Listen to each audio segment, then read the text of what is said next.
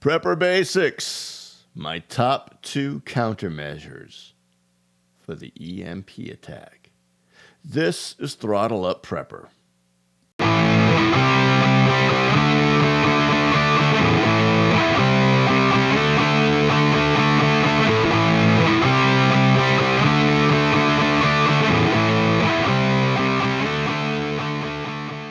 Prepper Basics, my top 2 countermeasures for EMP attacks.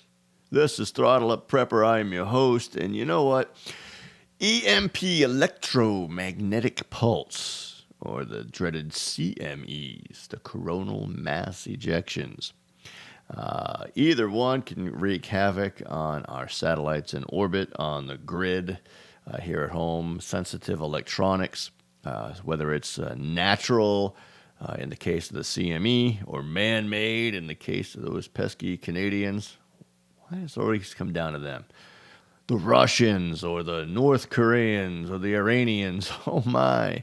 Whoever it is that would do us harm and send us back to the Stone Ages with the EMP,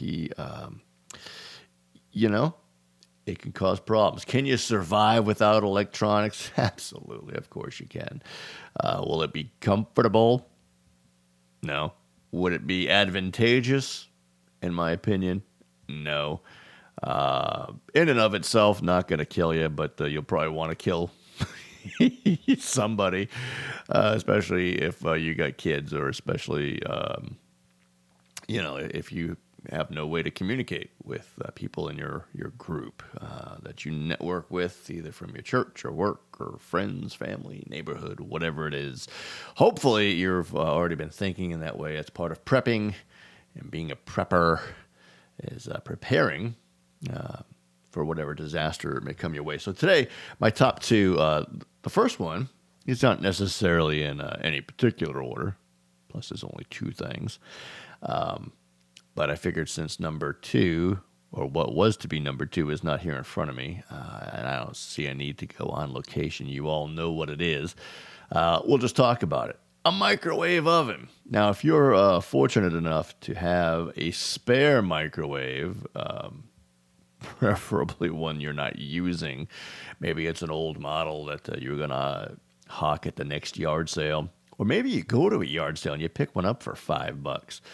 And just stick it in your garage. They are an excellent shield for EMP, radio electromagnetic pulse, which is basically high-frequency radio waves, essentially, is what it comes down to.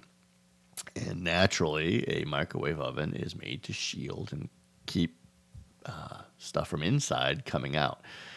And consequently, the outside factors and influences going in. We happen to live in a house we just moved into a little over a year or so ago that apparently used to be a rental. They remodeled pretty much everything but the second kitchen. There's actually an extra small kitchen downstairs. We got rid of the refrigerator. Didn't like it, piece of junk. But, the stove and the dishwasher and the microwave, they all work. The microwave's just on the counter, not plugged in, never used it, and I really don't plan on using that. I don't really use the kitchen downstairs for the most part, except for storage. But I can tell you this. I'm starting to figure out what we absolutely have to have, and that I can store that I don't use every day. It's a little bit of a pain if it's something you're using every day. To store it, because let's face it, chances are we're not going to know or have very much notice at all if one is hitting, about to hit, or just hit. This will be over and done with before you get a chance. So in my everyday carry, in my EDC bag, my 511 Tactical Rush 12 bag, I carry one of these babies, which is number 2, or really my number 1 Faraday bag. And matter of fact, I don't know what the brand name of this is, but if you go to Amazon.com, just type in Faraday bag, and there's only like 1 or 2 manufacturers, even just like 1 or 2 sizes of these things that I was able to find anyway. Maybe there's more out there now, but as of this past Christmas 2016, it was just 1 of 2 that were out there, I think. Anyway, they're not cheap. $50 for this little bag. but it's insulated for shielding whatever's inside from electromagnetic pulse, or EMP. Does it work? Is it effective? I don't know. I have no idea. How do you test it? Maybe I totally got hosed, and this is absolutely worthless. I guess we'll find out the day of an EMP attack, and if you hear me screaming my Wrath of Khan style scream towards the heavens, you'll know it didn't work. But let's just open up and take a look, give you an idea. It's very well Velcro sealed and folded over because, you know, it has to be completely sealed off.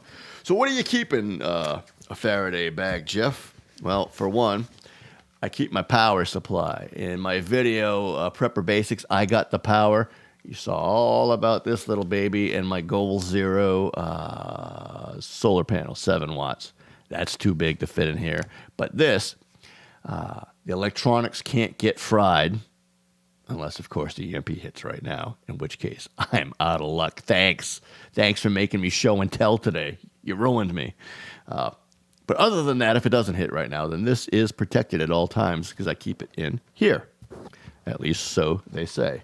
And I'll have power and backup power. At least I keep that full, so I'll be able to recharge my phone 7 times. Well, Jeff, what good is having a cell phone in an EMP attack or post-EMP attack if there's no cell towers and your cell phone is fried because you're keeping it out so you can use it? Because I presume if you put it in the bag, you're not getting any of these cell signals. So I'm glad you asked. That's why my other item I keep in here, or one of my other items, is I keep my old iPhone 4S. Completely useless to me now. We were going to get rid of it. Actually, I think this is my wife's, especially if it's that pink cover. Anyway, this is probably my wife's old phone and pretty much useless. But I keep it in the bag because on it we keep, and I'm technically lying right now. I haven't done it. I need to get this done this weekend. But on my other phone, and soon to be on this phone, I keep, maps, downloadable maps. I keep my survival guides from, the military. I forget what it's called, but if you search survival guides, there's like one from SAS, Army. I think mine is the Army Ranger or something, whatever. Survival guide. I've got a wild plants app, which by region shows you photographs, which for me are useless, but for you and other members of my family and my party, they can look up different plants and find out if it'll kill you or if it'll help you get a little something to eat or other medicinal values. Also, there's an app called iTriage and one from the Red Cross just on first aid that we keep on here. So, and again, I've got a way to keep it charged. So in the event of an EMP, pardon me, we have ways to keep things going.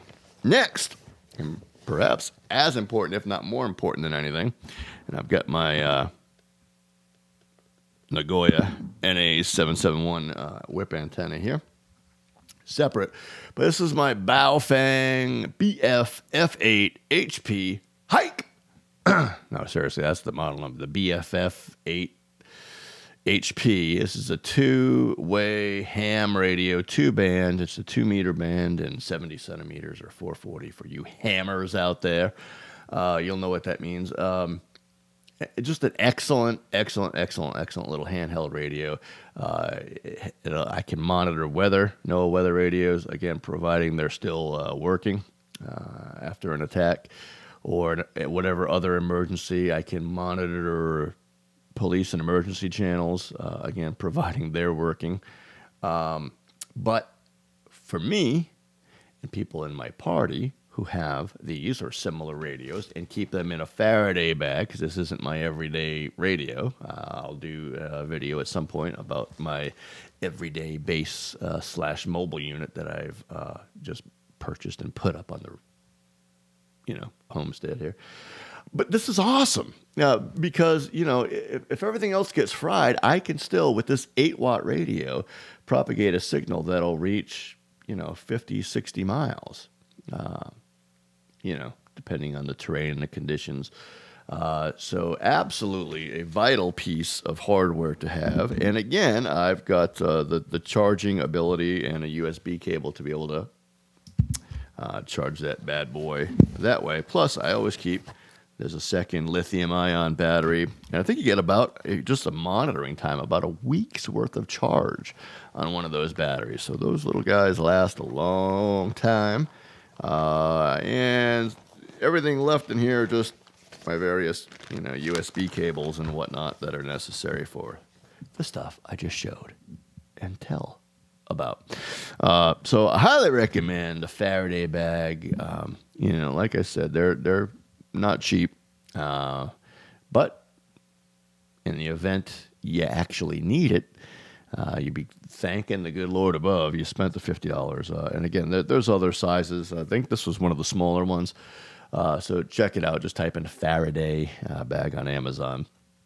One of these days I'll figure out the affiliate links and whether or not I'm legal to do that. And we'll just start putting stuff in the description here. But not trying to make a bunch of money off of you folks, just trying to give out good information and help you out. So with that in mind, please, if you found this video helpful, even just a little bit, just a little entertaining perhaps, then give me a like. That'll help me with the Google, YouTube search rankings so other people can find this that need it. Hopefully it'll help save a life somewhere down the road. Please subscribe to this, tell a friend, and be looking. Pretty soon I'm going to start putting bloopers at the end of these bad boys, so you'll want to stick around to the end. Come what may, be ready no matter what. God bless.